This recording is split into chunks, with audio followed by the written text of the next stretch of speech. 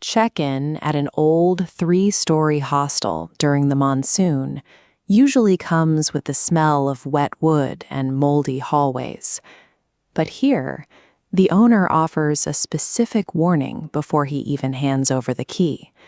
Never knock on room 13, and if you hear a knock from inside, you do not answer. The layout was straightforward. Most students avoided the top floor, leaving the second floor nearly empty. The narrator was in room 12, positioned directly beneath the restricted zone. Room 13 sat right above the bed. Management claimed no one lived there, yet every night at 2:17 a.m., the ceiling would come alive with the sound of heavy, dragging footsteps pacing back and forth across the floorboards. Then came the knocking. 3 distinct, rhythmic strikes against the wood, always in the same spot, always at the same time. Because the routine was so predictable, it felt manageable. The narrator could set a watch by the footsteps, rationalizing the noise as old pipes or shifting timber. The danger was easy to ignore because it stayed behind a physical boundary. Mentioning the room to the landlord changed the atmosphere instantly. He didn't look angry, he looked terrified. He added a second rule: never go upstairs after 2 a.m. That night, the pattern broke. The narrator watched the clock hit 2:17 a.m., but the ceiling remained silent. No footsteps, no dragging. The knocking had moved. 3 heavy strikes hit the bedroom door, followed by a whispered voice from the hallway. It was a perfect copy of the narrator's own voice, muttering, "Wrong room." The hallway lights flickered and died. Inside the room, the phone lost its signal, and the battery plummeted to 1% in seconds, leaving the narrator in total darkness. When the door was finally pulled open, the hallway was empty.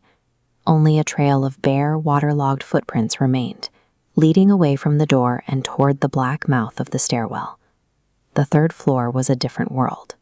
The air was colder, and the only light came from the moon through cracked windows. The wet footprints led all the way to the end of the hall, stopping at the door to room 13. The entity had changed its tactics. By bringing the noise to the door and mimicking a familiar voice, it drew the narrator out of the one room that offered protection. Room 13 was almost empty. A single bed sat in the center, and a figure was perched on the edge, facing the wall. Its shoulders twitched under a shroud of long, soaking wet hair. The narrator whispered a single word, "Hello?" The twitching stopped instantly. The figure stood, and the door slammed shut behind the narrator, sealing the exit. In the moonlight, the walls revealed a history of the room. Thousands of frantic scratches were carved into the wallpaper, warnings left by those who came before. Don't let it look at you, and it copies voices.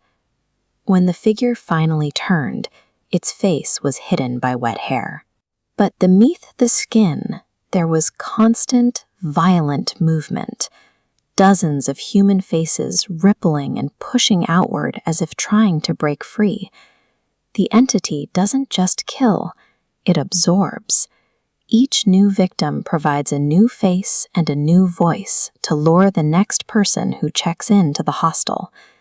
Then the room itself began to wake up. The walls, the floor, and the ceiling started knocking in a chaotic, overlapping sequence. It wasn't random noise.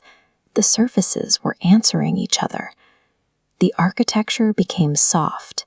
Pale, wet hands began passing through the wallpaper and floorboards, reaching out to grab at the narrator's clothes.